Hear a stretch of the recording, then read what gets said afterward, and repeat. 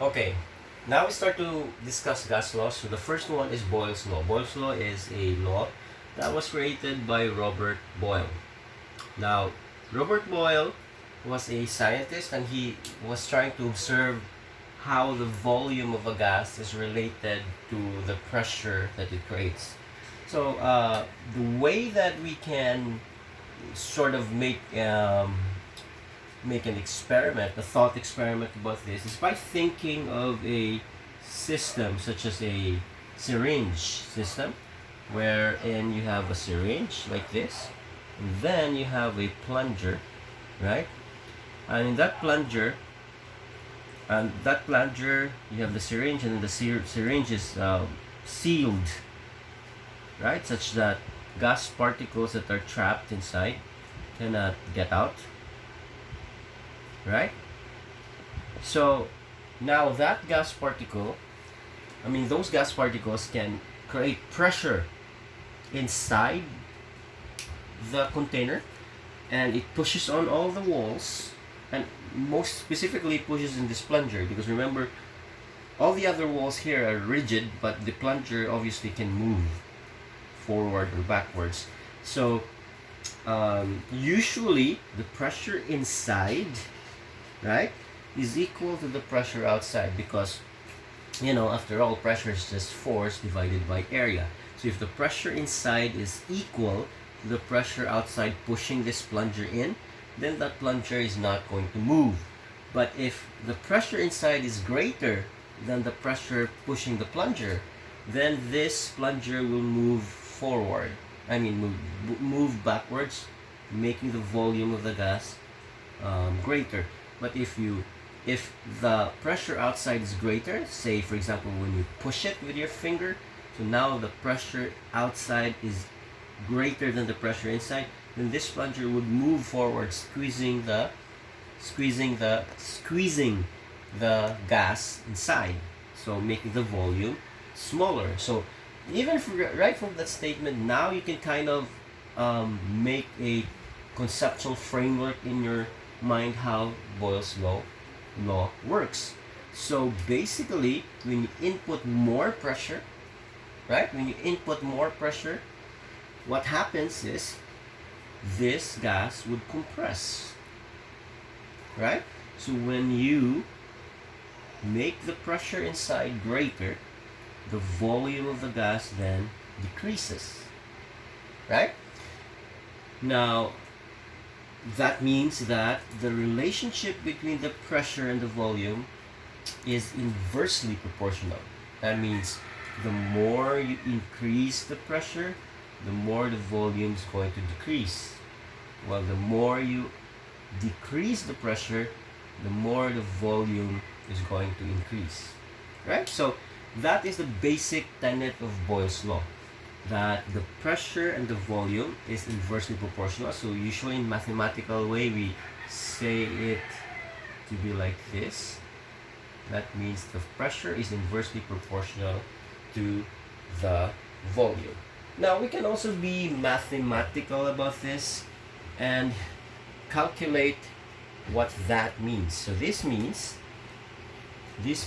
that if you keep using the same system, meaning the same syringe, the same gas, the same container, you're not changing anything. So basically, you could adjust the pressure and look at how the volume responds, or adjust the volume, look at how the pressure responds. So basically, for example, in this case, let's say the volume right now is, say, 1 liter, right? And the pressure, which is both inside and outside, because normally the pressure inside and outside is equal, is, say, 1 atm. Pressure inside, the pressure outside is also 1 atm, right?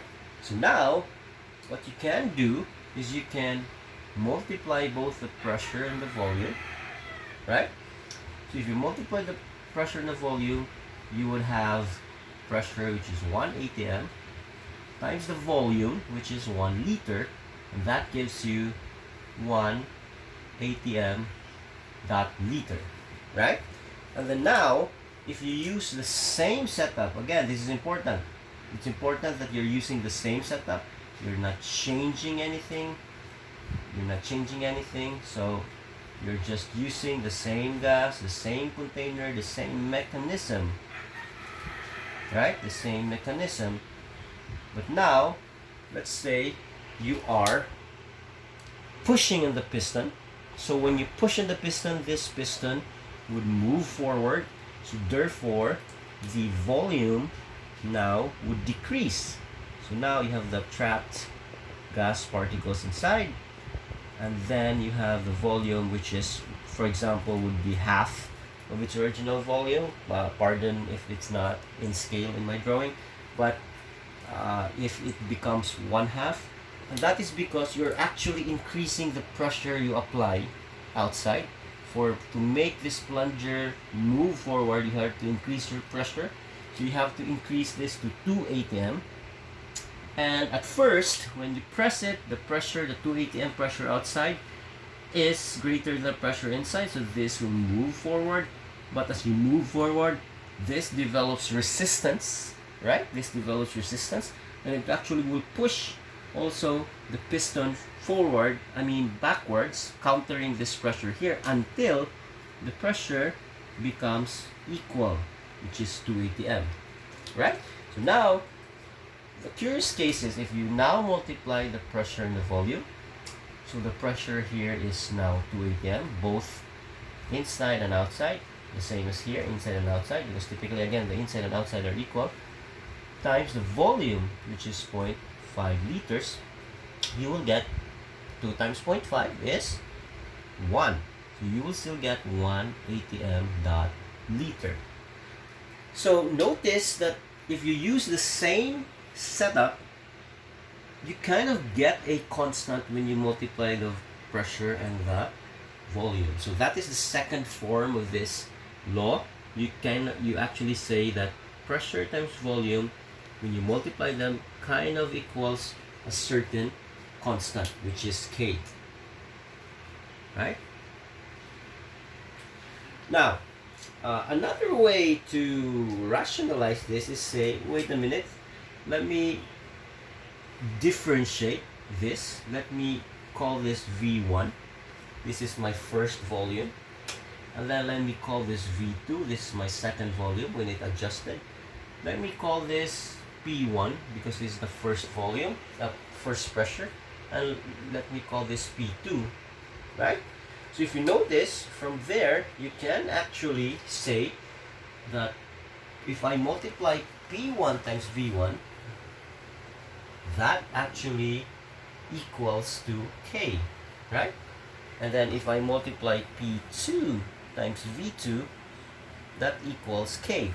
So if this is equal to K and that is equal to K, I can equate them together. So therefore, I have P1 V1 equals P2 V2. That is now the most commonly written form of this law, which is P1 V1 equals P2 V2. Okay?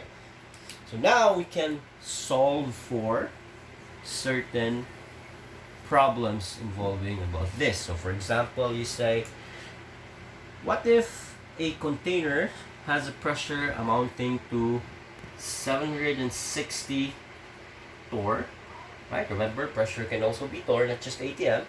And then its volume is, let's say, 4 decimeter cube.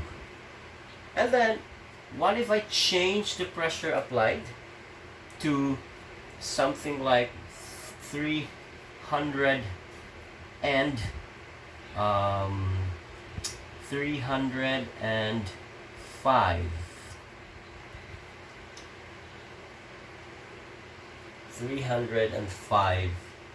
torr? The question would be, how much will be the volume? So now here you can just use this formula, this equation, and you can just say, well, P1 V1 equals P2 V2, right? P1 V1 equals P2 V2, and uh, just for ease of calculation, let me change this. Let me change this given as, let's say, you would have 380, right? 380 torr. So now I can manipulate this formula because I'm solving for V2.